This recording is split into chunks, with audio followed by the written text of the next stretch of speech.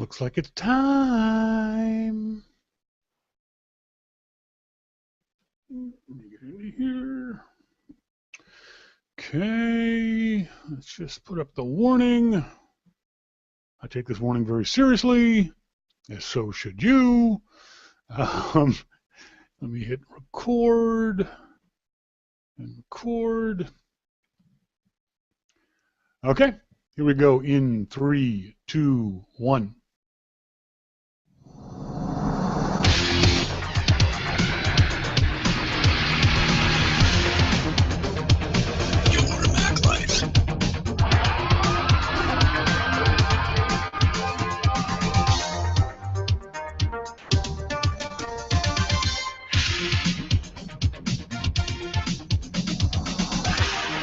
Welcome, welcome, welcome. This is Your Mac Life, show number 925 for March 5th, 2014. Thank you guys very much for joining me. I am your host for the next hour and a half of fun and frivolity, Sean King. On tonight's show, we're going to have, as usual, our good friend Jim Dalrymple from The Loop at loopinsight.com. We're going to talk about CarPlay, the new thing for new in-vehicle operating system. No, it's not going to operate your car. It just basically allows you to link in your iPhone to your in-car entertainment system. It looks interesting. It's interesting to see how different it is in different vehicles. It looked awful in the Ferrari. I don't know if you've seen some of these videos. Apple's video on their website looks kind of cool. Volvo's looks the best, and Ferrari's looks awful. What do you think of these kinds of systems in a car? Is this something you would, assuming you had two cars the exact same from two different manufacturers, would you choose the one that had this CarPlay system versus another one? Do these kinds of systems matter to you? Send me email to onair@yourmaclifeshow.com. Send emails to that address anytime you'd like. I always love getting emails from you guys. I'll also talk to Jim about Tim Cook getting feisty during the shareholders meeting last week, and we're going to talk about one other thing. What was the other? Tim Cook getting feisty. Jim's going to South by Southwest, which would be kind of cool. Good for him. Talk to him about that. And we're giving away stuff. 20th anniversary show is 2 weeks from tonight. The 20th anniversary of Macintosh Broadcasting. First time it happened was 20 years ago, 2 weeks from now. It didn't work, so never mind. But we got a bunch of great prizes from a bunch of great companies. I want to say, as always, big thanks to these guys, Pat and Quill, 2 little pocket books for the iPhone they're giving away. Boink Software is giving away copies of iStop Motion for the Mac, Photo Magico, and Boinks TV. Take Control is giving away a 1-year subscription to every single book on the Take Control library. Tom Bin is giving away a Synapse 25 backpack. Glovely is giving away 5 pairs of Glovely Classic touchscreen gloves. Smile Software is giving away a PDF pen family pack and a text expander pack. Mac Fun is giving away 3 creative kits. It's a bundle consisting of Snap Heal Pro and Intensify Pro. Scotty Vest is giving away a Sev-Pack jacket. Danny P is giving away their iPhone 5 leather wallet cases. Pixelmator is giving away 5 copies of Pixelmator. Topaz Lab is giving away a complete collection of their photography enhancement and editing software. Primo Vista is giving away a bamboo iPhone case and 2 bamboo iPhone speakers. Fuse Design is giving away 2 Everdocs. Connex is giving away 10 of their Napa Trim iPhone wallets. Nifty Drives is giving away 3 Nifty Mini Drives, sorry. And the folks at Backblaze are giving away 3 1-year unlimited online backup subscriptions to Backblaze. So thanks very much to all of those companies for giving stuff away. And our Secret Santa has given me $50 a night. We've got 2 more opportunities to win $50 in cold, hard cash. Because this is a new Wednesday, if you are not a subscriber, new month, Wednesday of a new month, if you are not a subscriber to Your Mac Life, go to the website right now. Do it now. Don't think about anything else. yourmaclifeshow.com. Type that in your browser. Go to the top. It says there at the top, Friends of YML Contest Entry Form. Fill out that entry form. Make sure you've got an accurate working email. Otherwise, I can't tell you won $50. And then send that email to me. Later on tonight's show, I'll draw for $50 in cold, hard cash. That entry is also good for the 20th anniversary show, too. So all the prizes I just mentioned, that one entry form gets you the chance to win all of that stuff, too. So do it. Do it now. It's not that hard. If you are smart enough, handsome enough, lovely enough to have become a subscriber to Your Mac Life, we got some more stuff for you later in the show. But if you're a subscriber, I put the entry form into the virtual hat on your behalf. You're not going to do nothing. All you got to do is subscribe for $2, $5, $10, $15, whatever amount of money you'd like. Comes out of your PayPal account or your major credit card. And that money comes to me at the beginning of each month, and you get entered into a contest all by yourself. So it's great. It gives me a little bit of money, get you entry forms. We'll talk more about that later on in the show. Before we bring Jim Dalrymple on, there's this, I don't know, I don't think you guys get it down in the States. And this is one of the few times when I can say, us Canadians are getting something that you Americans can't get, and you're missing out. For my Canadian friends, have you guys seen this show called Cold Water Cowboys? Now, if you are a fan of Discovery Channel, you've seen these. There's the one in the Arctic, the guys crab fishing in the Arctic. If you are, there's a bunch of these different reality shows. There's Timber Kings and a bunch of other ones. This one is fantastic. It's absolutely fantastic, if only because, and this will be really amusing, hopefully, to our fellow Canadians, that Monty says, ugh, reality TV, and I agree with you, Monty, 100%. I hate reality TV. This is the only reality TV show I watch, because it's a bunch of newfies fishing. And for Canadians, most Canadians who just heard that are now laughing, because they know what I'm talking about. These guys... Canada doesn't have the wide variety, wide range of accents that folks down south have, or even in New York, a Brooklyn accent or a Long Island accent. We generally have a much more subtle accent, but newfies have an incredible accent. Their accent is so thick on this show, it's subtitled. They're speaking English, and yet the show is subtitled. It's the only reality show I watch because I've always, since I was a kid, I love the sound of a Newfie accent. It's very lyrical. It's very musical. Someone said once, and I don't know if this is true or not, that the Newfie accent, because of the isolation of Newfoundland and because the original settlers of Newfoundland were fishermen from England back in the 16th century, that this may be the accent of Shakespeare. The way Newfies talk may be the way Shakespeare talked. I don't know if that's true. I just like the way they talk. I just love the sound of their voice. So in Canada, if you get a chance, it's on the Discovery Network. It's called Cold Water Cowboys. I just want to share that with you guys. Also, there's a trailer for it on YouTube. Do a YouTube search for Cold Water Cowboys. Now, the YouTube trailer isn't subtitled, but you could probably figure out what they're saying. But there's some of these guys on the show whose accents literally are so thick, I don't even know what they're saying. I've rewound a couple times and gone, the hell was that? What was he saying? But otherwise it's a typical reality show, typical fishing show. It's probably a lot of fake drama.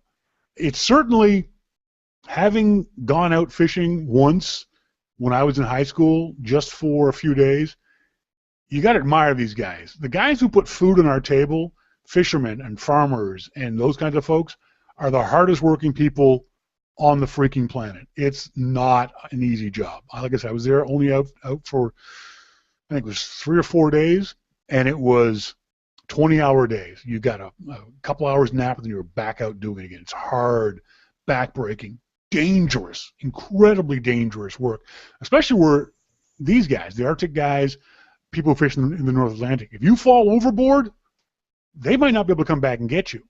If you fall overboard, you're probably dead in about 4 minutes without the proper life support systems on.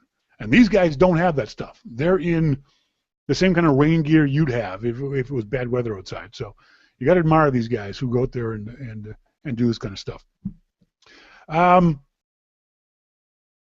Let's see what else we got going on. So, I'm making notes here. Where are my notes?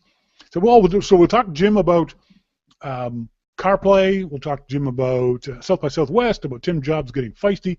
Later on in the show, our very own Sly, poor Sly, had her credit card, I don't want to say hacked, but compromised. And we'll talk about that a little later on in the show.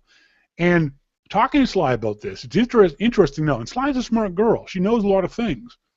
But a lot of folks may not understand how these kinds of things happen and what to do to protect yourself. So later on the show, after we talk to Jim Dalrymple, we'll go through the chat I had with Sly earlier this afternoon.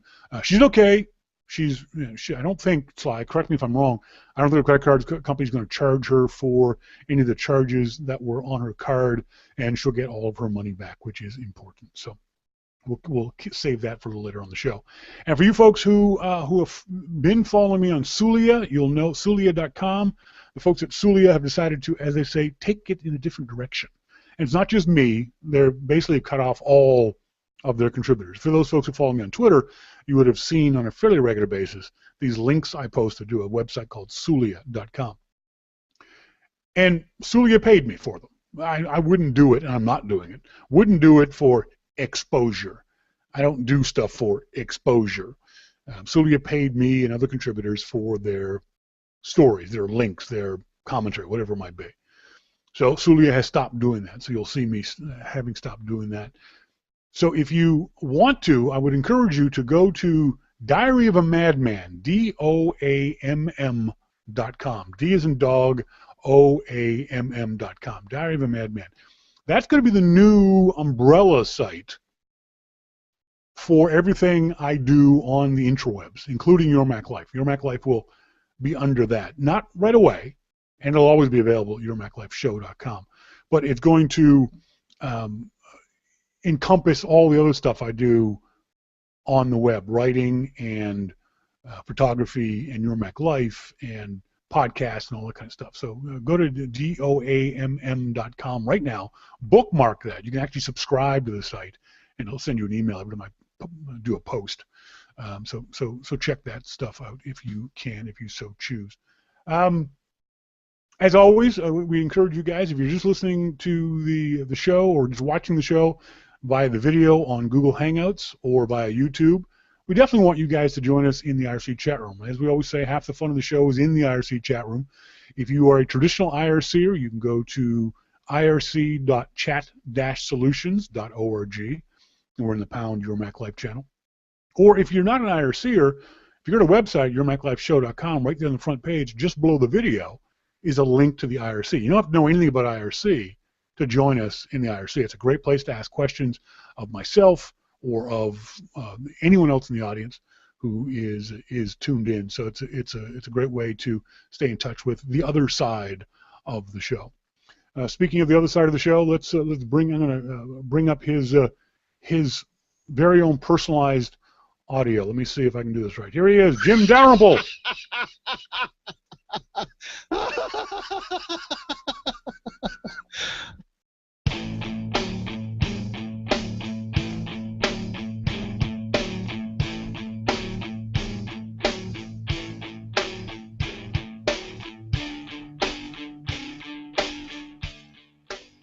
Mr. Dalrymple, how are you doing, sir? I'm doing good. How are you? I am good. Oh my God, this worked right the first time. Isn't that something? I need to get you some new music. That was just a test track that I did. I liked it. But if you want to do up some new stuff, you go right ahead. It's your theme music. You decide. Yeah, I think this is a sign of the apocalypse. This thing worked right the first time. That's kind of scary. So you and I were chatting earlier in the week. You're going to South by Southwest. Yeah, I am. For the first time. Yes. Explain to the audience why you're going to South by Southwest. Because Monique packed my bag. You said get out of the house. So it's time for me to go. Time for a break. I've been home too long, apparently. That's right. She's sitting there looking at you like, honey, when you leaving again? Time to go. Yeah, iTunes Festival. And, it's a music... I'm going down during the music week, so it should be pretty good. Yeah, folks may not realize there are separate sections of South by Southwest. It started off as a big music festival, and the interactive part, or the app part of it, has just, I want to say in the last maybe 8, 9, 10 years, almost has become bigger than the music festival part of it, hasn't it? Yeah. Have you ever been to Austin before? Once I went for a concert with my son right after Christmas. It's a great town for music, isn't it? Yeah, great town for music. The 6th Avenue is the place where there are probably 100 bars, and every night of the week there are 30 or 40 bands playing in Austin, Texas. And it began because it's a university town. There's there's a really good young vibe there too. So it's a really cool town. That's where I'm staying at the bars. Yeah, well, yeah. There's no other point in going anywhere else. So you're not. Why aren't you going to the interactive part, to the app part, to the social media part of it? Because I don't care. No, really. I mean, I'd rather go to the music part. I mean, I follow that stuff all day long, every day. Yeah. If I'm going to go do something at this point, it'll be the music. Yeah, and that makes sense. And the music part, like you said, is more interesting, more exciting, more fun. I always the vibe I get from the interactive part is it's a bunch of new media douchebags trying to convince you to buy into whatever paradigm, meme, whatever they want you. Oh God, I couldn't imagine going to that. Yeah, I really don't need that. I don't need any more social networking. I mean, I suck at it already. I've got no social skills at all. I just tell people off, so, I clearly have failed. Now, are you going down just for the iTunes Festival stuff, or are you going down to see other bands in the South Pacific? Oh, no, I'm gonna try and do all kinds of different things, Good. You might as well while you're there. Yeah. Absolutely. Like 6th Street is just going to be packed, and there's going to be music everywhere, and it's going to be great. So it's going to be a lot of fun. Good. I'm glad. I'll go down and check it out. Speaking of checking things out, bizarrely enough, late Sunday evening, early Monday morning, Apple announced and released information on their basically what was iOS in the car is now called CarPlay. Have you had a chance to check this out in the videos online or Apple's video? Yeah, I have. I mean, it looks great. I have. I mean, some of the implementations are better than others. Yeah. I don't mind Ferraris, and Volvo's looks pretty cool. The Mercedes one looks horrid. I don't know what they were thinking. It's like they stuck something up on top of the dash. It's interesting you say that because I thought the Mercedes one was really odd because for some reason Mercedes is using a resistant touch screen. It's not a touch screen. It's a screen where you have to push and physically push on the screen in order to make things work. That seemed kind of odd to me. That does seem odd. The implementation overall is basically your iPhone on a screen in your car. Is this something that either you already have in your car now or something that you are maybe looking at in your car of the future? Is this technology of interest to you? Yes. Would it affect my buying decision? Yes, absolutely. Really? Yeah. So if there were two cars, same make and model, same price, you'd pick the one that had this system inside of it? Absolutely. This system or any system like this? No, this system. Yeah. For me, it goes right back to the same thing. I have all of my documents or media on my iPhone already. Mm-hmm. That's what I want. I want it everywhere that I go. Yeah. I don't want any system that's going to pull up some stupid, play button on a screen. No. I want my iPhone stuff there. I don't want to just search through all my music. I've gone through that before. I don't want that. I think one of the interesting things that I heard from, I think the guy doing the Volvo demo was that this is a familiar interface. That right now, if you go in, and I had this, what are you doing? Blowing up my socks. That I remember back in the day with GPS systems, I would rent a car, and there'd be a different GPS in there than it was in the previous car. And it was just confusing trying to figure this stuff out. At least, what the hell is that?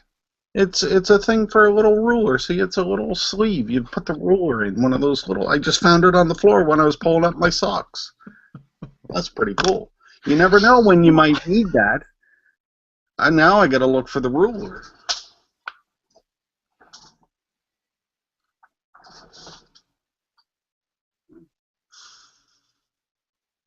Can't find the ruler. I'll look later. I watch you on other podcasts. Okay, I see you on the iMore show. I see you on other shows that you do. Just wait. I might know where it is. Something just fell. Now I don't know what fell. Why do you feel the need to dick me around? You don't do this to Renee Ritchie. Why do you do it to me? What? Never mind. The interesting thing is Ed said from Apple that this is a familiar interface. I think it's one of the big advantages Apple's going to have is that every single car that has this is going to work the same as every other car that has this and work the same as your iPhone. I think that's huge. It's very, I mean, familiarity is great because that's what you have with the iPhone and the iPad and, you know, all of these devices. What does it take to go from your iPhone or an iPad or iPod Touch to an iPhone to an iPad? Nothing. Yeah, nothing. It's so familiar. It's there. You know, so, yeah, that is very important. I think it also means that Apple can then go to car manufacturers and say, hey, guys, you have an iPhone. You know Eddie Q walked into the guys at Ferrari where he's a board member and said, guys, take out your iPhone. Okay, now imagine that in your car. We'll do it. All you got to do is let us hook into the display you've already got there. And everyone would have gone, oh, shit, really? You'll take that hairball off our hands? Yeah. Not a problem. Now, did you notice that in the Ferrari demo, they actually had a physical button for Apple CarPlay? Yeah. That was, you know, on the dash around the navigation system, which I thought was pretty good. I mean, that's built right in there, and that's name recognition. I kind of would have almost rather seen just the Apple logo there. Sure, yeah. But, you know, that probably would have been more branding than Ferrari wanted to give them. Well, yeah, because obviously the thing that's going to be on your screen every time you're in the car is already Apple branded to death and back. So, yeah, I can see maybe if that's the reason why Ferrari didn't want to do that. But the other question is, what do you think, and this is a question that iMore asked, I think, very well on their website, what does CarPlay mean to Apple's business? Do you think this is going to be on the level of, okay, no, let's ask the question this way. Will Apple make significant amounts of money from CarPlay? That's a good question because, we're not sure how financially they're doing all of this. Yeah. So, when they sell an iPhone, okay, Apple makes money off of that. Yes. However much it is, Apple makes money. Yep. But we don't know with this. I mean, it would be great for Apple. I just realized another place that ruler might be. Jesus Christ! If Apple is licensing this, or do the car manufacturers have the upper hand in this? Because they have the vehicles. You want to put it in here, then, Apple has hundreds of millions of devices out there. Yep. So, it's good for the car manufacturers, too, because people are going to go in and ask for this. You have the CarPlay. Yeah. So, that's important. The other thing I don't think a lot of folks are realizing, and I didn't realize it until I started reading up on it, this is not Bluetooth. This is going to be Wi-Fi in your car. It's going to communicate to your car via Wi-Fi. Which, is another built-in system. I don't know how they're doing that, but yeah, good. Neither do I. I mean, there's a little tiny router inside your car. I wonder why they went this way and not Bluetooth. Because Bluetooth is very, very common in cars nowadays. And it's available on every single iPhone. So why wouldn't you be able to do that with Bluetooth, interestingly enough? Well, there's two reasons that I can think of why they wouldn't do it. One, they anticipate that what they have right now for these systems would overwhelm Bluetooth or make it sound bad. Yeah. Or that it's already bad. I mean, my phone disconnects from Bluetooth in my car all the time. Yeah. Or two, they have something else to go along with this that will need Wi-Fi. And I think that's exactly what it is that this is typical of Apple. This is the beginning, that there's more to come from Apple's point of view, that this is just the first building block of much Google more. is arguing that you should wear glass when you drive, then maybe Apple should put movies on the screen. I mean, what the hell? Now, people know that, and I've talked with this on many occasions. I hate this idea. I hate the idea of it. What the hell have you? That's a tag from a bread bag. That's going to hurt. It's going to hurt. Don't jam it up. Don't jam things up your nose. Didn't your mother tell you that? I hate anything that distracts drivers from the act of driving, and this is the potential to do that. Now, I know, as Ted Landau said to me on Twitter, this may not make it worse. Well, it'll make it worse from the point of view there'll be even more people with these kinds of systems in their car. Now, right now, Apple says you're not going to be able to get text messages on the screen, but you'll be able to get Siri to read you text messages and read you your email. And when you're listening to that email, when you're hearing that text message and responding to it, you're not 100% focused on the act of driving. That's where I have a problem.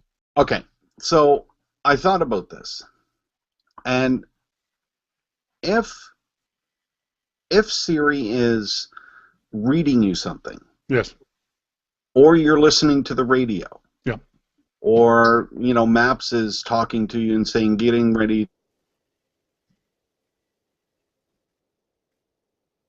Just lost Jim.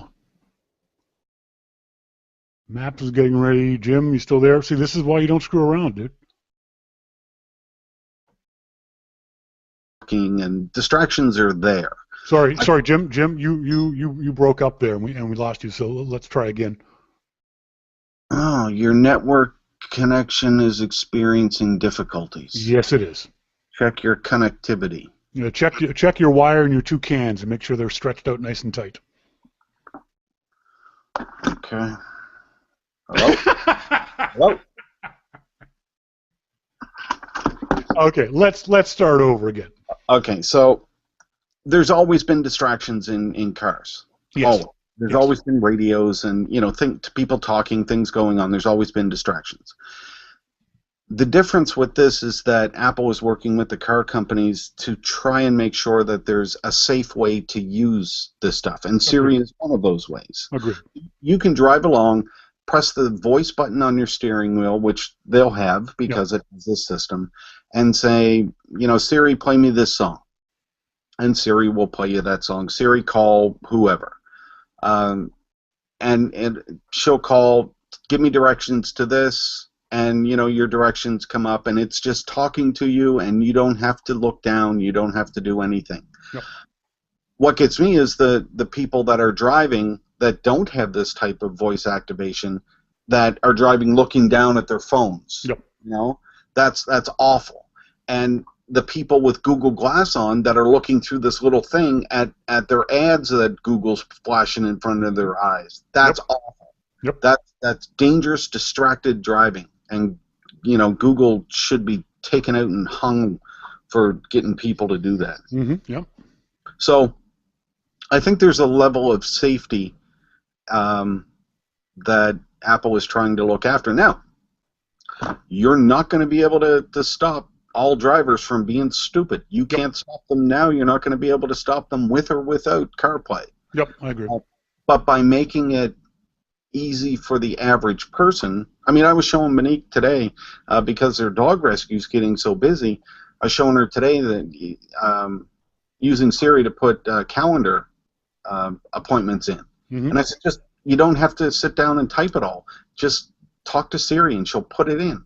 And, I said, at one point I said, Siri, make an appointment for 7 o'clock with Monique for dinner. Yep. And she came up and said, okay, appointment made. And then I said, Siri, move that appointment to 7:30. Moved.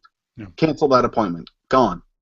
It's that easy. And you can do that without looking, without doing anything. Get your eyes on the road. You're driving.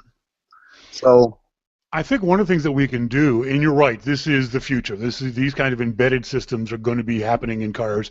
Right now it's in the high end, in Ferraris and higher end Volvos and Mercedes.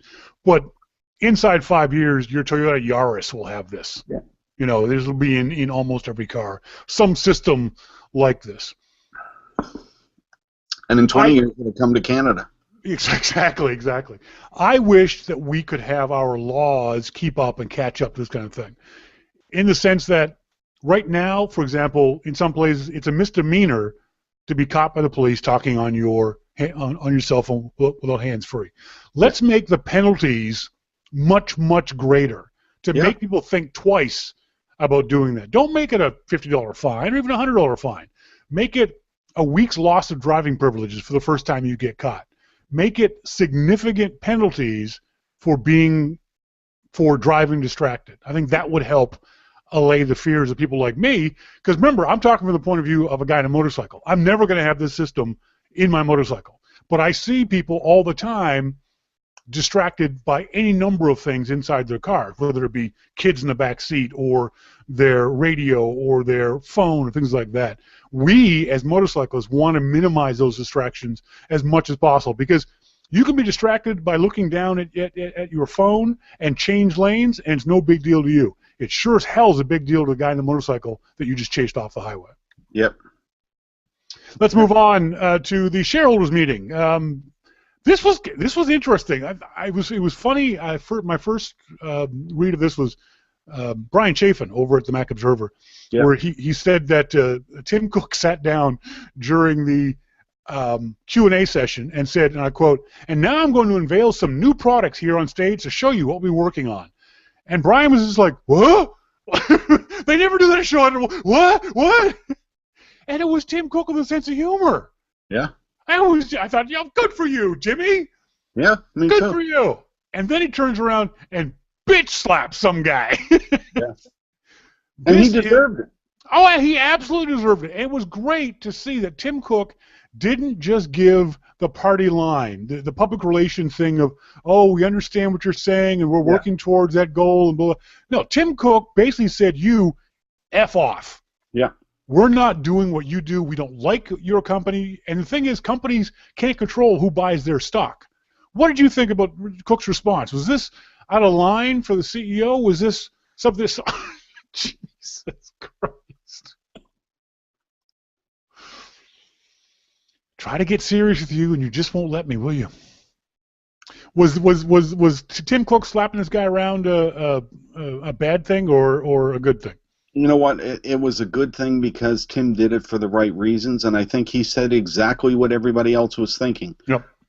Tim wasn't telling people the way that this group turned it around. He wasn't telling anybody that, oh, you don't believe in climate change, then you should sell your stock. That's not what he said. He said this group in particular, you go sell your stock. Yeah. And it wasn't just about environmental things that Tim was talking about. He was talking about and defending what Apple is about as a company. Yeah. I mean, if these people don't get that, from the past, 30 years or so that the company's been around, or that the Mac has been around and that they've been doing, they shouldn't have get into the stock in the first place. To quote Tim Cook, the LA Times says, Cook seemed to be trying not to jump out of his seat. He says, when we work on making our devices accessible by the blind, for example, I don't consider the bloody ROI, return on investment. When I think about doing the right thing, I don't think about a return on investment. If that's a hard line for you, Cook said, then you should get out of the stock. Yeah. Simple. I had no problem with that. Me neither. And I wish... And again, he's not defending, the move into one particular item or one particular line item on the budget. He's talking about Apple as a company. It shouldn't surprise people either that Tim Cook says this, as he said on multiple occasions. And if you need to know more about Tim Cook's political leanings, here's your quote for you. My lifelong heroes are Martin Luther King and Bobby Kennedy. Done. I know who Tim Cook is. Yeah. From a political point of view, and if you don't like that, that's fine. You don't have to you don't have to like it. But so Tim wants to get assassinated? But oh, dude! Jesus.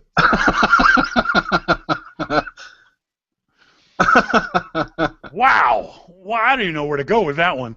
But Tim Cook is saying, hey, I'm a liberal, and I'm going to run my company to a certain degree with liberal biases and doing the right thing from what I perceive as a liberal are the right things.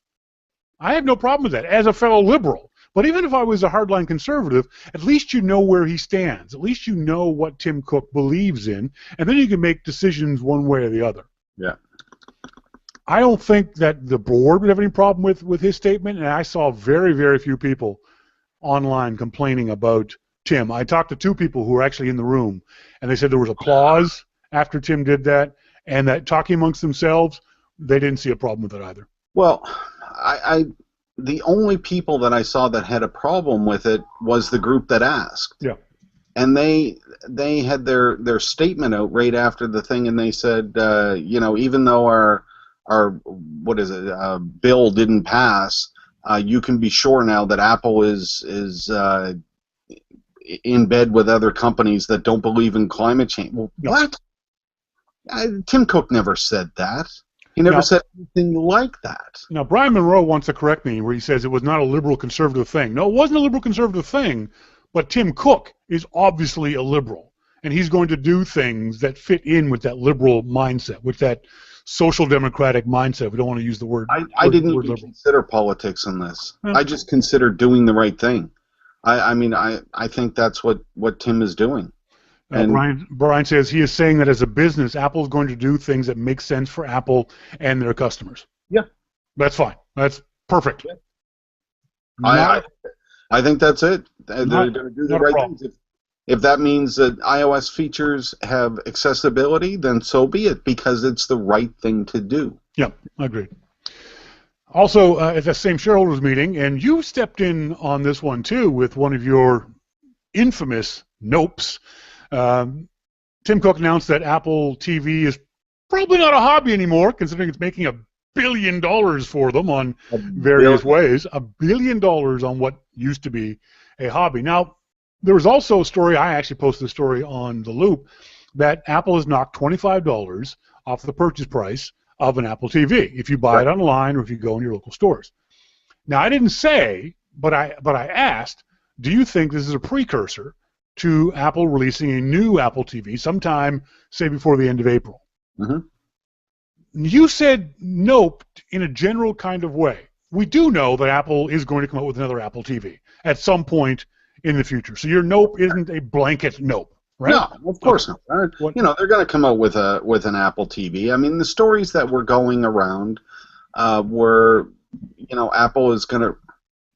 Now you're messing with me. I stripped my pop filter screw, and now every now and then it flops down and smacks me in the chest. The stories that were going around was that Apple was offering this $25 deal to get rid of the Apple TVs, and they would release a new one when this deal ended. On March 6th, yep. On March the 6th. So, no. I agree. Yeah, it's not going to happen that soon. It's going to happen this year. I would definitely say it's going to happen this year. I would think that there would be an Apple TV this year. I mean, who knows what it'll be and what features it'll have, and is it going to have software or hardware or what? Who knows? Yeah. We'll find out when it happens. I mean, it's right. The only thing I hate about the Apple TV is Apple every now and then just sort of reaching into my television set and dropping a new useless logo on my screen. That just pisses me off. It's always pissed me off. Because I have my icon set up in a certain way, and all of a sudden, boop, and you're like, what the hell is that big W all of a sudden? Where'd that W come from? What's this Red Bull thing? Delete, delete, delete. I just don't like the idea. I would much prefer if Apple popped up and said, hey, there's this new thing. Would you like us to install it? No. Well, honestly, most people would probably say yes just to have a look at it. I mean, maybe, there's a new Smithsonian channel. Yep. Okay. Great. Yep. Love it. But I want to have the choice. There's a new Red Bull channel. What? Yeah. Okay. A Red Bull channel? What? Yeah. It just doesn't make a whole lot of sense that they reach into my phone and do this kind of stuff. Speaking of not making a lot of sense, you posted this. I want to get your thoughts on it up at loopinsight.com.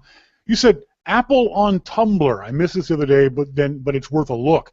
Interesting you posted this because you don't generally go in for this kind of speculative stuff. I saw this last week too, and I ignored it because from my point of view, I don't think this is actually anything to do with Apple. What makes you think this is an Apple thing?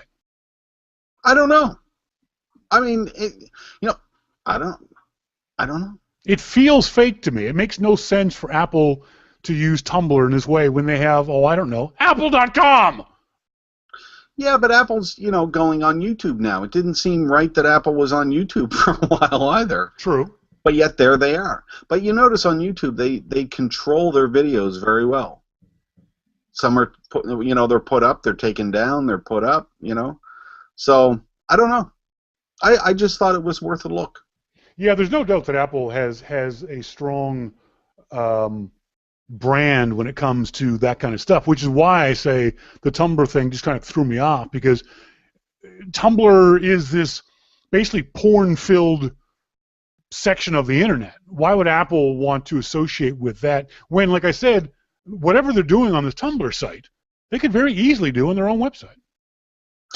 Yeah, but maybe they're just trying to reach out beyond their own website now. Possibly. But the other thing is, too, the site doesn't work. It's not like Apple to put up a website that says, coming soon, get ready. I mean, when you click on one of these funny little bizarre things that are going on the site, at least for me, nothing happens. Does something happen for you? Click on that one. Because for me, this is all I ever see. Really? A spinning cursor. It never resolves into anything. It showed something for me, but I can't remember what. Weird. Yeah, but like I said, it just seems odd. It doesn't seem to be the kind of high quality thing that Apple often puts out there for folks to see. Yeah. What else do I got going? Now the page won't close. Go away. Did you watch the Academy Awards, the Oscars on Sunday? Stop it. Did you watch the Academy Awards on Sunday? I don't care about that stuff. You didn't watch? No. You heard about the whole selfie Samsung iPhone thing.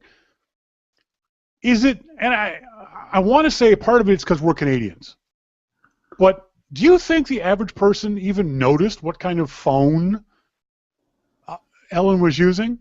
No.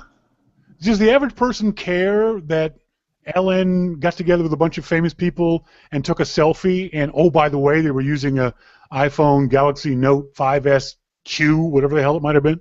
No.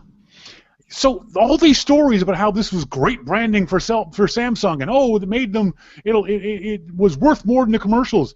To me, it was just like, I mean, I noticed only because I'm a geek, but I can't imagine if you and Monique were sitting there and after it was all over, and you looked at Monique and said, Monique, what kind of phone was she using? I'm sure Monique would have gone, what the hell are you talking about? Yeah. I didn't think of it as any kind of branding thing for Ellen at all. But what they're hoping is, people will go out the next day and say, hey, I want one of those phones like Ellen was using on stage. Possibly, yeah, it's certainly possible. It's also funny that this happens on such a regular basis. It never happens with Apple, but it does happen with Samsung in particular, where Samsung will get a celebrity to do something. Remember, Samsung sponsored the broadcast, and Samsung was told by ABC, we'll find some way to work Samsung into the live broadcast. If I'm Samsung, the next thing I say is, okay, and don't let Ellen use her iPhone. Yeah. Because Ellen takes a selfie on the stage, then goes backstage and tweets using her iPhone. Yeah. It kind of ruins your branding, doesn't it, Samsung? At the very least, say, here's part of the contract. Ellen can't use an iPhone for 24 hours. Yeah. It's why do these companies keep screwing up like this? We talked about this on several occasions. We see this all the time. We saw it with BlackBerry and Alicia Keys. Alicia Keys, the new creative director of BlackBerry, and she tweets from her iPhone. Yeah. How much she's enjoying working at BlackBerry. Yeah. But they're celebrities. I mean, they'll do what they want too. Does Ellen really care about Samsung? No. No. I think she cares about Samsung from the point of view how much money Samsung gives her or her charities. But I think the proof is in the pudding. What's the phone that she uses when she's by herself? It's an iPhone. Yeah. What phone does Alicia Keys use when she's by herself? She uses an iPhone. But that brings up the bigger question of, and I think you and I have talked about this before, I know I certainly have, who effing cares what some celebrity uses for anything? Celebrity watchers, that's all. I never understand that. I never understand, because I personally don't care about celebrities. Maybe that's the issue. But I don't care what kind of car Shaq drives. But I can guarantee to you it ain't a Buick. Okay? No, it's a Buick. Yeah, I saw him. I saw him in it. He's got lots of room. I don't believe for a second that Shaquille O'Neal's driving around in a Buick. That's a Buick. I've seen it. And even if he is driving around a Buick, it's not going to affect my buying decision. I'm not going to go into car buying mode and think, Shaq drives a Buick, so I should buy a Buick. No! But that's why they do it. Yeah, because so many people are, in fact, mindless sheeple.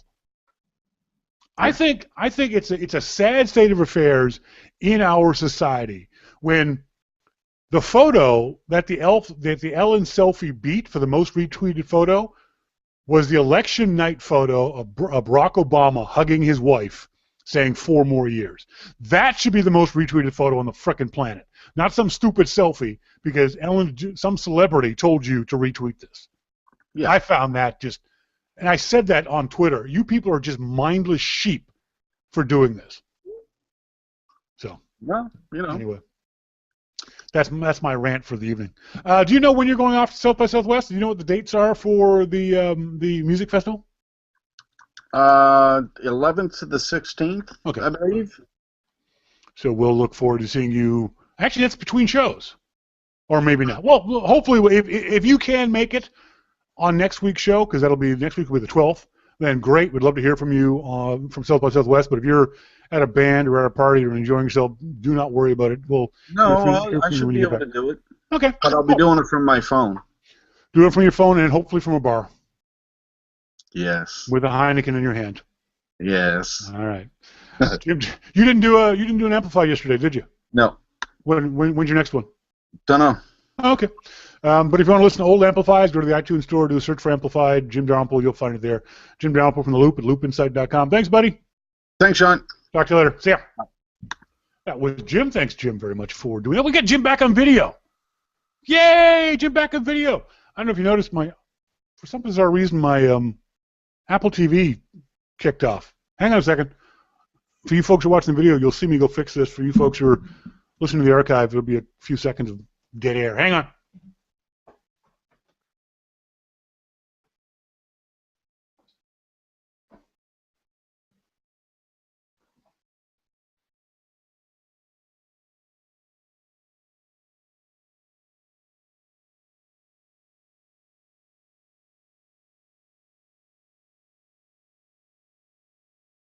I've had this problem on a fairly regular basis recently with my Apple TV connectivity, where I'll just be sitting there watching TV and suddenly it'll just kick out. It'll just stop working. I have no idea why. It's really annoying. Yeah, Brian Monroe, it's AirPlay. Yeah, fair point. Just checking what you guys are saying in the chat room. Okay, good. Where are we going to go with this? Let's see. Oh, don't forget, if you folks tuned in late, this is the first Wednesday of March, which means that if you are not a subscriber to Your Mac Life, you got to put in a new entry form to the contest, to the Friends of Your Mac Life contest, to the 20th anniversary of Macintosh Broadcasting Contest. It's easy. Go to the website, yourmaclifeshow.com, top of the page. There's a link to contest entry form, your Friends of YML contest entry form. Fill that out. Make sure it's a good email. You don't have to. I don't care about the rest of the data. You're not going to put in your real name if you don't want to. If you're concerned about that kind of stuff, I'm never going to sell anyone's email address, so you never have to worry about that kind of stuff from me. But fill out the data. Make sure your email address is correct, and I'll drop your name in the virtual hat. So on the 19th of March, 2 weeks from tonight, when we do the 20th anniversary show, we've got just a buttload of products to give away to you guys. Your entry form will be automatically put in there. And on tonight's show, and on next week's show, we have $50 to give away in cold, hard cash thanks to one of our secret Santas, wants me to give away $50 to you guys on the 4 shows leading up to the anniversary show. And we'll do that drawing a little bit later on in the show. So please stay tuned for that.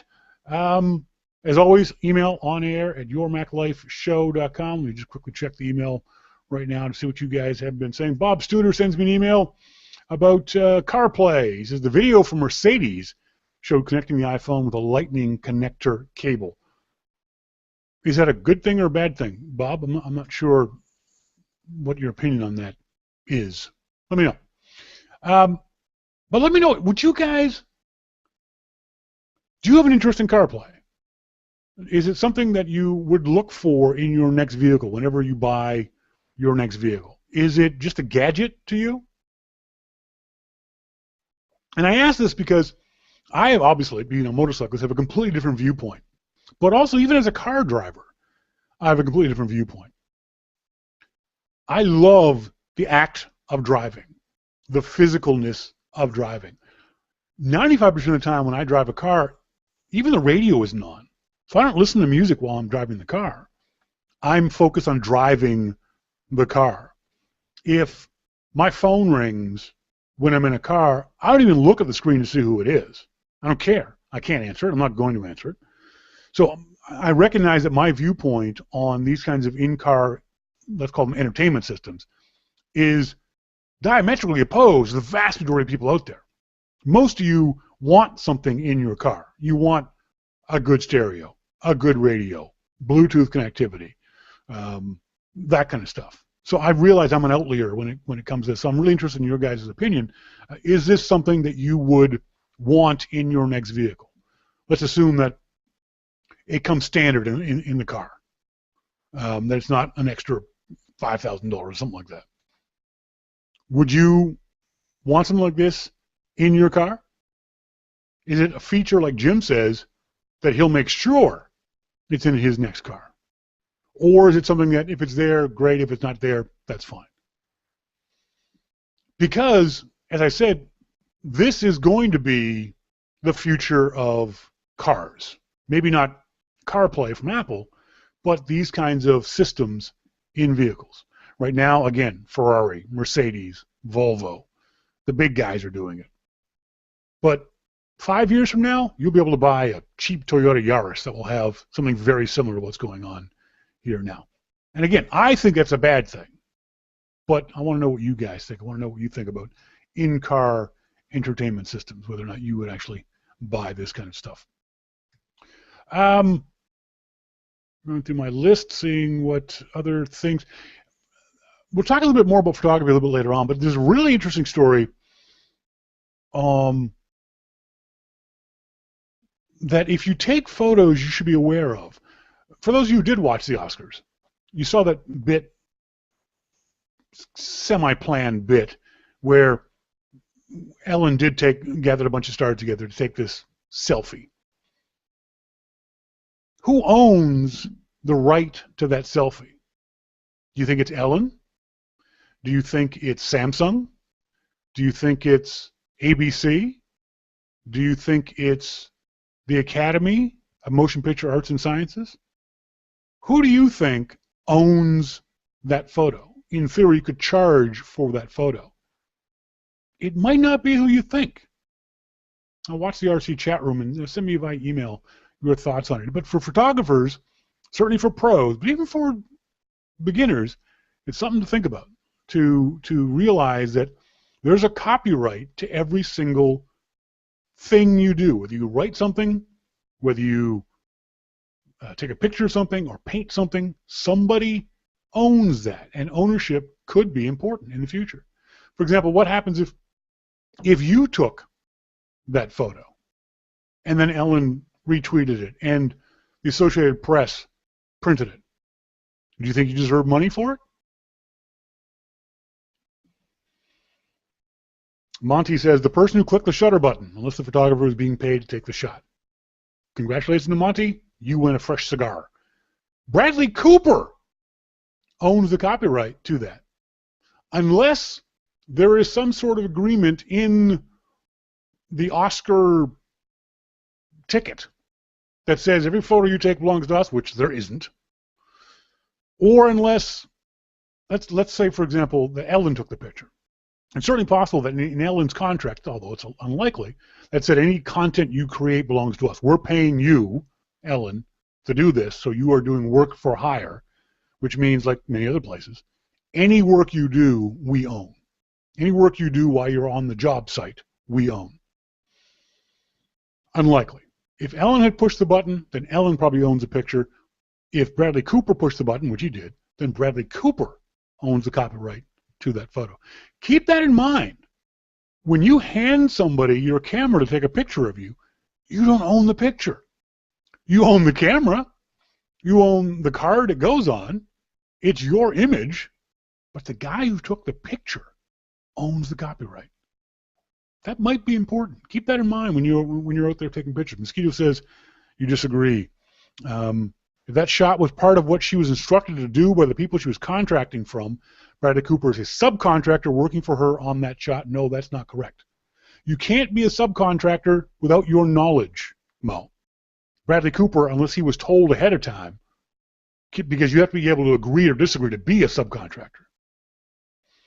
Now, there's some argument, and it's kind of interesting, that if you watch the video, Ellen was very insistent on her being the one taking the picture. She said on 3 separate occasions, no, let me do it, let me do it, let me do it. Maybe it's because she had a contract.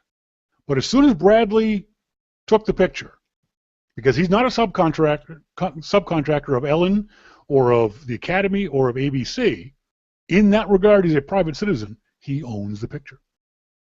Anyway, I decided to throw it out there. Security, our poor Sly. Sly writes to me, so, oh joy, my credit card was compromised yesterday.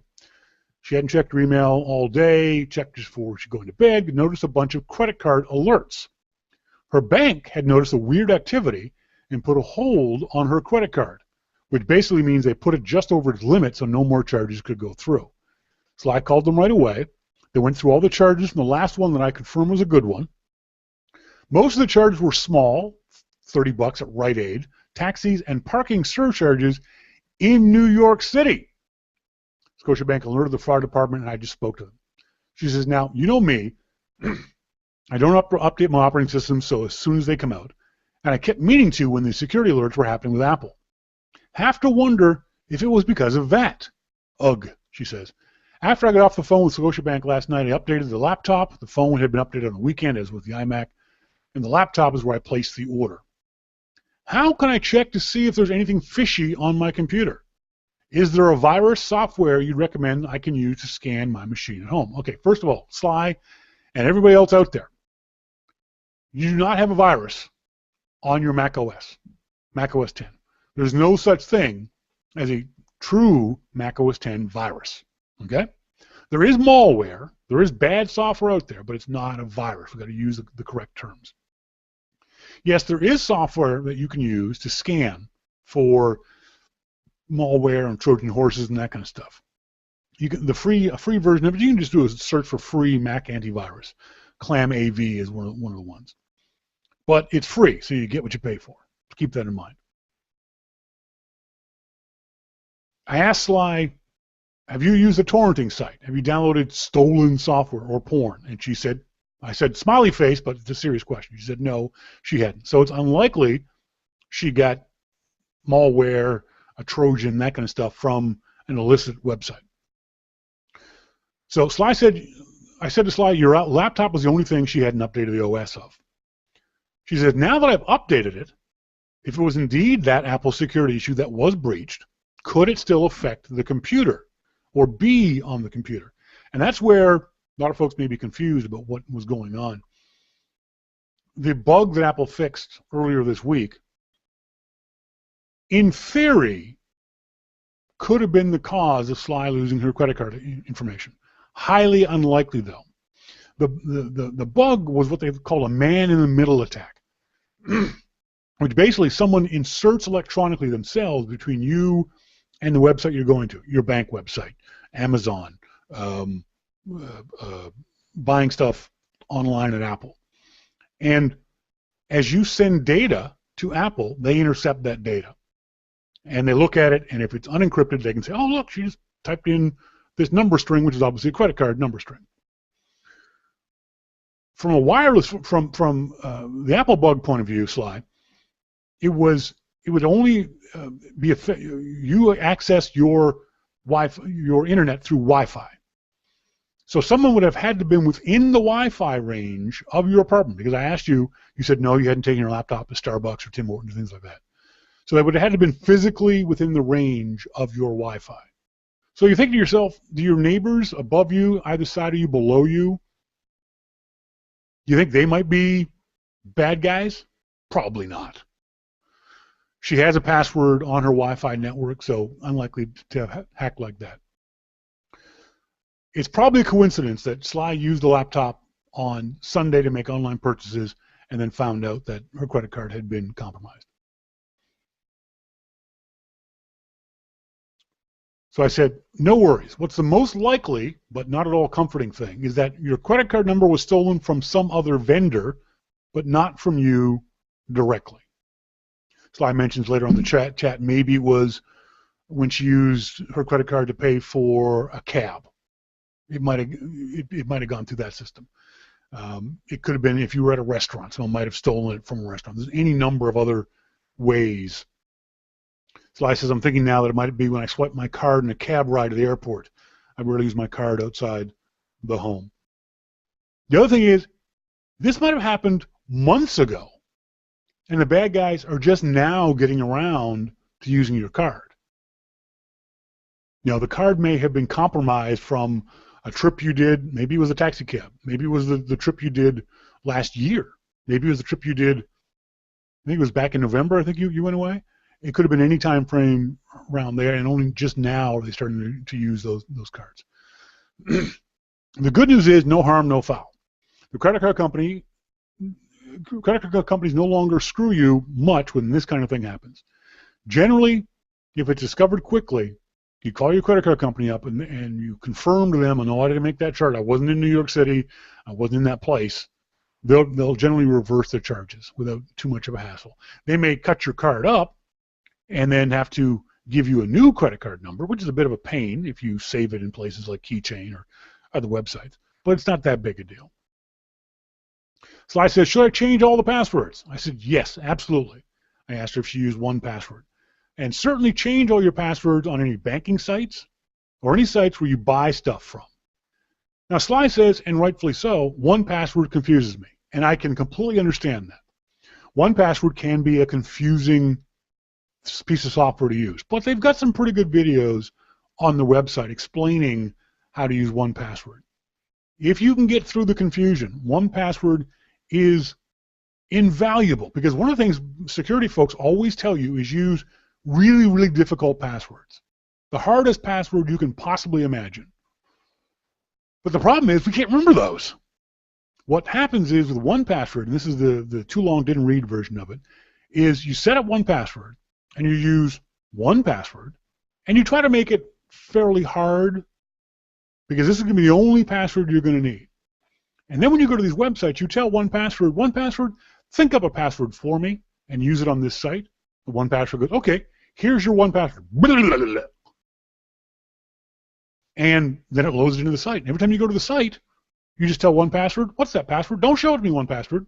Just type it in there, and it does it. Much, much, much more secure. The downside is if you ever forget the one password, you are screwed. So don't ever forget the one password. That's the biggest pain point with one password, is that if you write down that one password, you open yourself up to every single site you go to.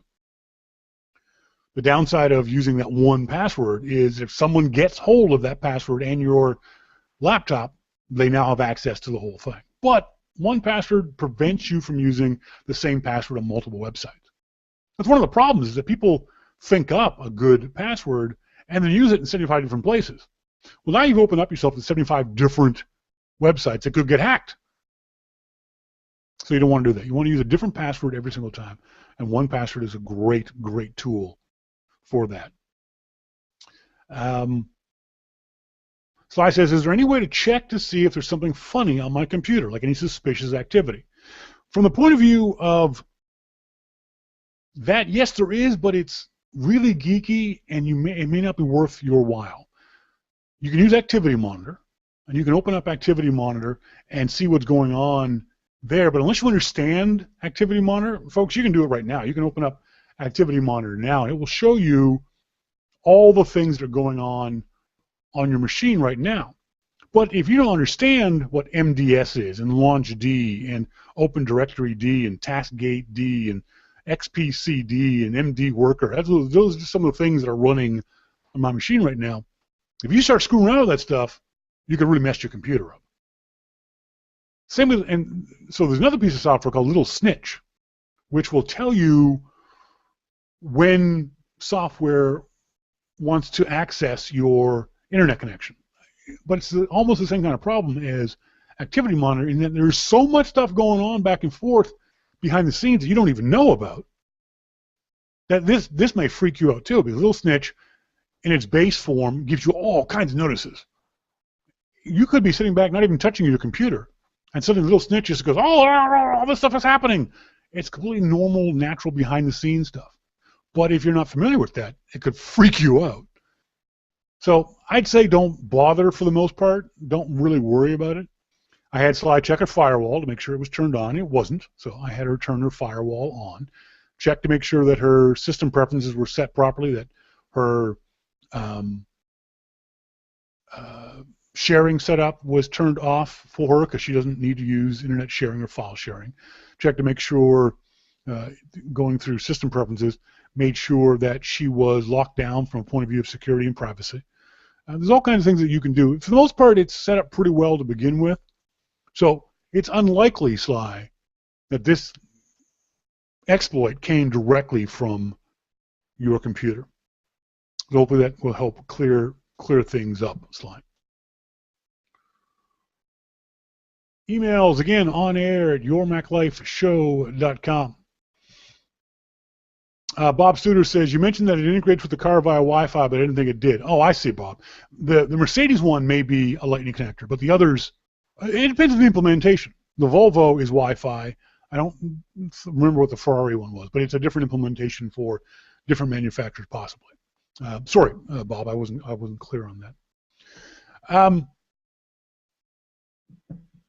Again, don't forget, send me in your entry forms, because in a few minutes I'm going to do a drawing for $50, cold hard cash. If I don't have your email, I can't give you $50. And I want to give you $50. I'm just that kind of guy. I'm trying to figure out how to get into this. Okay, here we go. If you're not interested in the sob story that is Sean King's life, turn off the show now. Command W now. It's not going to be a sob story, but I get accused sometimes. One of the problems is that my personal life, my private life, and my business life, my professional life are all the exact same thing. So I tend to overshare. So if you don't want to hear it, close this window. If you win anything on tonight's show, I'll send you an email. So have a good night. That being said, once again, life has kicked me in the you-know-whats. For you folks who follow me on Twitter, you know I've been doing for the last few months, it's actually several months now, this thing called Sulia.com. And they were paying me to post things to their website. It wasn't a lot of money, but when you're living paycheck to day before paycheck, it helps. Well, unfortunately, on Monday, all of us Sulia contributors, it wasn't just me, but all the Sulia contributors were told, we don't need you anymore. We're not going to pay you anymore. And they said, but if you'd like to keep contributing, you're more than welcome to. Yeah, sure, I'll get right on that. Sorry, I don't work for exposure anymore. So I talked to a couple of friends, and big thanks to our good friend Mosquito, who is in the IRC chat room, or was. Is he? He's still there. And Nanther, over there in Washington, D.C. They've both been helping me a lot with this, figure this stuff out. So what I've done is, there's going to be a new website called Diary of a Madman. I've been kind of using it over the last 6 to 8 months as sort of a test bed to see how I can use WordPress. WordPress is just really, really difficult to tweak. It's easy to set up a WordPress website. It's a giant pain in the ass to set up a website for that you want to tweak, that you want to customize to your own, even with the starter kit themes that WordPress allows. So what I've done is I've started this website, Diary of a Madman, DOAMM.com. And what's going to happen is Diary of a Madman is going to be the sort of overall look and feel of Your Mac Life going forward. Sorry, of everything I do going forward, of Your Mac Life and Starting Point Photography and all the other stuff I do. It's just a plain bare bones website right now. It's just DOAMM.com. So check that out. You can subscribe to that site, and what it'll do is it'll send you an email every time I post something. It's going to be set up so that if all you want to see is the tech stuff, you'll be able to subscribe just to the tech stuff. If you don't want to see all the other kind of stuff, you'll be able to customize it. But so what will happen is the Diary of a Madman will be an umbrella, and below that will be my pop filter.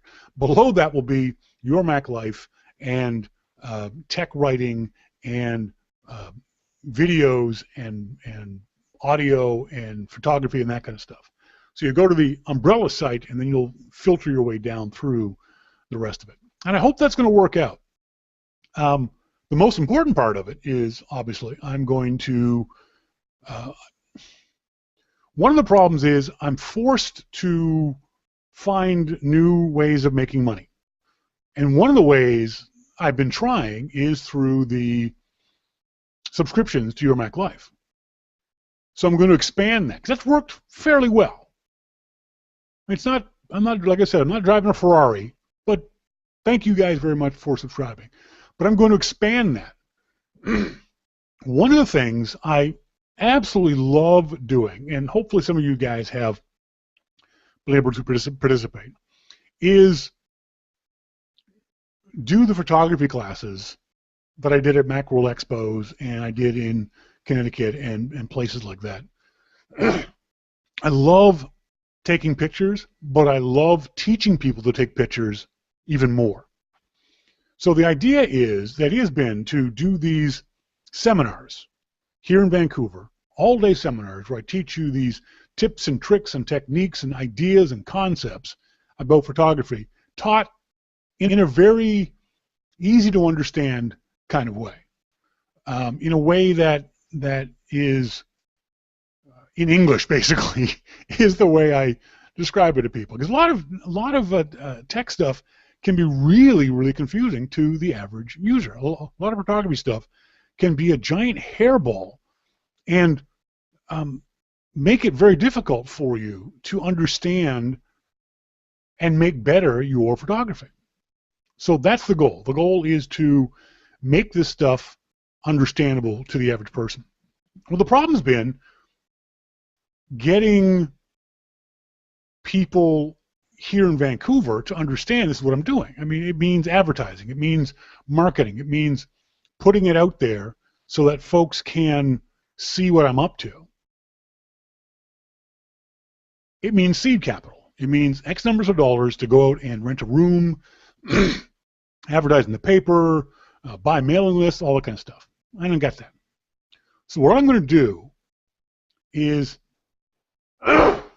excuse me, I'm going to offer this up to subscribers of Your Mac Life. The first 5 subscribers to Your Mac Life, sorry, the first 5 people who email me will next week be able to get involved in a beta test of this. And what I'm going to do is I'm going to do my photography seminar, the tips and tricks section, about 2 hours of it, live online through Google Hangouts. And you'll be able to watch me, watch the video, watch the pictures as I explain these 10 tips and tricks to how to make your photos better. You'll be in a Google Hangout. If you have audio, you'll be able to ask questions. There'll be a chat room. You'll be able to type questions in. And then what I want, because it's a beta test, I want you to critique me. Tell me how I've done. So that's for the first 5 people who sign up, who want to do this sometime, like I said, next week, probably next Thursday evening. And when you send me an email, Sean@yourmaclifeshow.com, let me know what's the best time next Thursday, Friday, or even Saturday, Sunday, because I can do this anytime. I'm free. I know you guys have got real jobs. And then after the beta test is over, open this up to subscribers. So you would basically pay me to teach you the class online. You don't got to do it here in Vancouver. I don't got to go to El Paso. We can do it live right here online. You can learn how to make your photographs better. I guarantee you, I can help you make your photographs better. Guaranteed. Going to offer that up to subscribers. And so we'll talk more about that later on. But I think this is really, thanks very much to Bill Cohen, to Nanther, and a bunch of other folks who have encouraged me to do this. I never wanted to do this before because back in the bad old days, a webinar was just a nightmare. Now it's a whole lot easier to do. Google Hangouts, there's a little bit of a configuration issue at the beginning with the plugin that Google wants you to use with Chrome or that kind of stuff. But once it's set up, Google Hangouts works really well for this kind of thing. Now, you folks are watching now, I can very easily switch back and forth from the graphics of what I'm talking about to have things be side by side, to be video of just me, all the while you guys are chatting to me and doing the kind of stuff. I think that really works. I think it's a good idea. I think it's a way for me to make money, quite frankly, and for you guys to learn to take better pictures. And the key is for me, the thing I love about the class, if I may say so myself, is that I'm going to teach you how to take better pictures with the camera you already have. That's the key. 90% of people already have a camera. I'm not saying go out and buy a new DSLR and then come back and I'll teach you how to take better pictures. I'm not saying don't use your iPhone or your Samsung or whatever else it might be. I'm not saying don't use your Olympus point and shoot, because the rules for photography, a lot of them, are the same no matter what camera you use. And that's the key, is once you know those rules, you can take better pictures with your iPhone, with your point and shoot, with your SLR, with whatever camera it might be.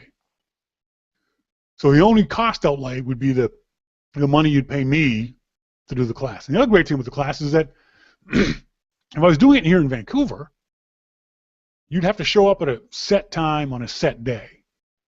By doing it online, you can tell me when you've got 2 hours to do it. If it's, Monday morning at 8 a.m., that's fine. I'll be up at Monday morning at 7:55. If it's a Saturday afternoon at 6 p.m., when you're free, the kids have gone off and you got a couple hours of free time, I can do that for you. I can set it up and do the class for you there. I'm really excited about the class in general. I've been excited about the class for a long time, but I'm really excited about being able to do the class right now online. I could do it tomorrow if somebody wanted to do it. I could literally, I'm set up here now. I'll make all this look prettier for you if you care. I'll shave.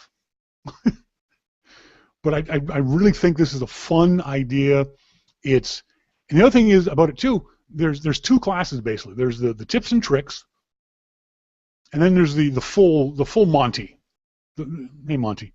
The full Monty, the full seminar. Now if it was in a classroom setup, it'd be 8 hours, because in a classroom setup with people, say there's 20 people, they're asking questions and I'm stopping and digressing and that kind of stuff. So it takes quite a bit, and you have to have breaks and that kind of stuff. But I could do the full day seminar in about 4 hours. So what I would do is I would let you choose, okay, on this Thursday afternoon, we're going to do the first 2 hours. And then a week from next Friday, we'll do the second 2 hours. So it doesn't have to be in a 4-hour block. We can break this up however your schedule fits. This fits into your schedule.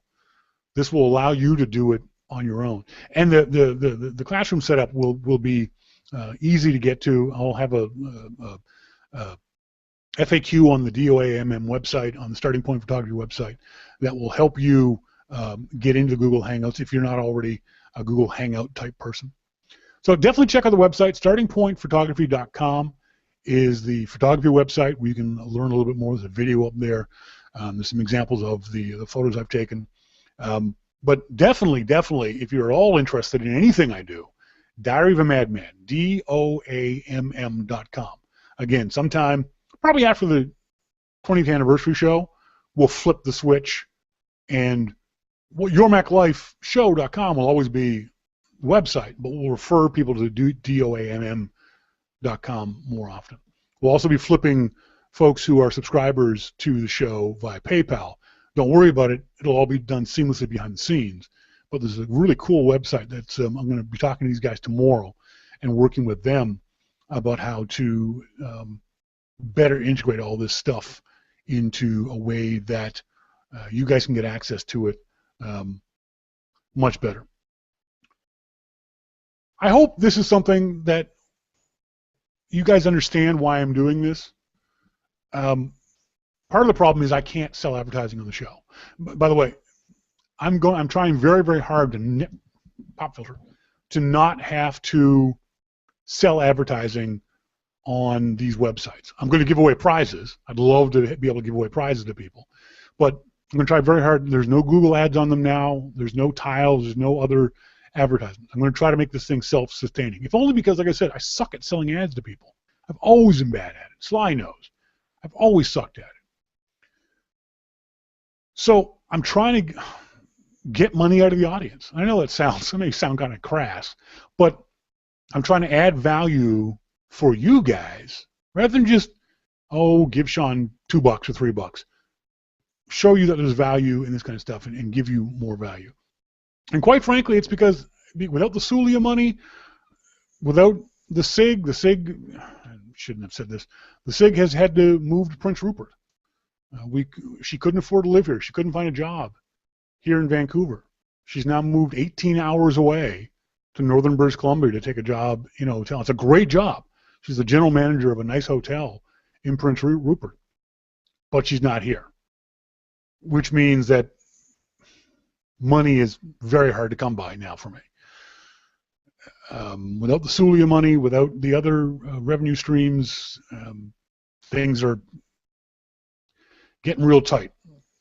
So hopefully this idea flies, and hopefully this idea is something you guys want to and can get involved in, because I think this is a value to you.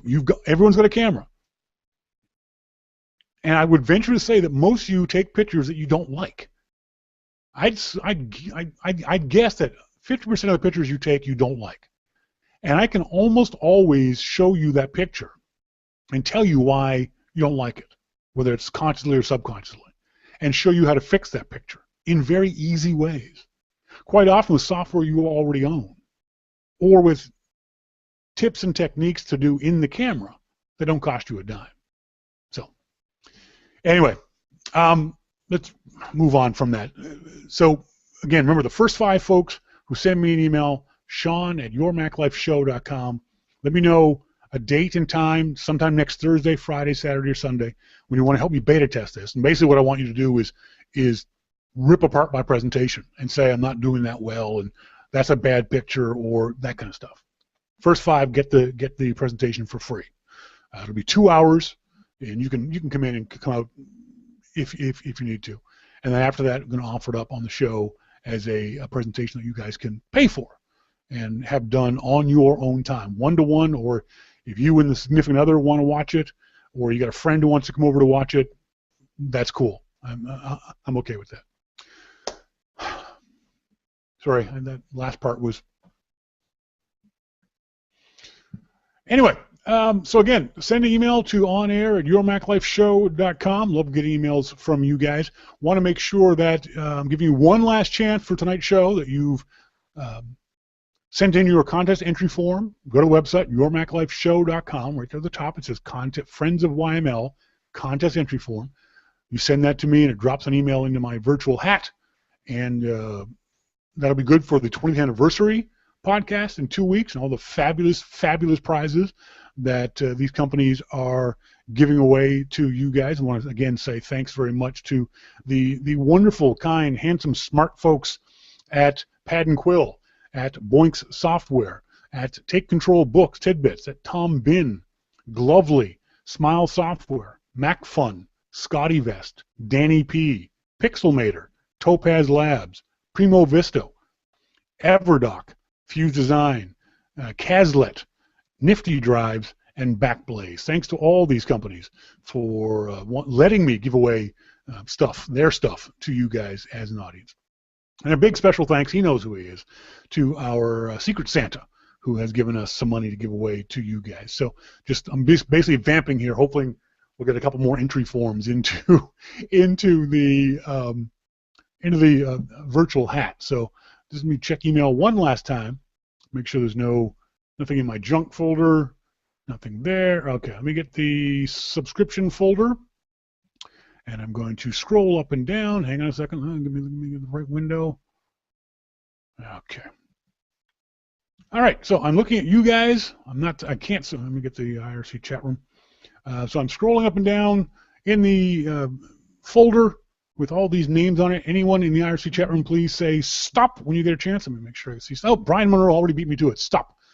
All right, I'm going to scroll, and it stops at Barry Jude. Barry Jude he says Arizona. He doesn't say where in Arizona. Congratulations to Barry Jude. Barry, you won $50.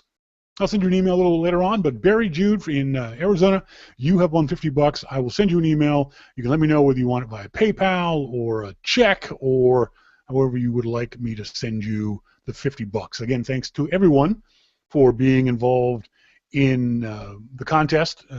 If you're listening to the archive, you got plenty of time. Still got 2 weeks, archive listeners, to send me in a contest entry form so that you can get involved in the 20th anniversary of Macintosh Podcasting. Fantabulous show we're going to do in 2 weeks' time.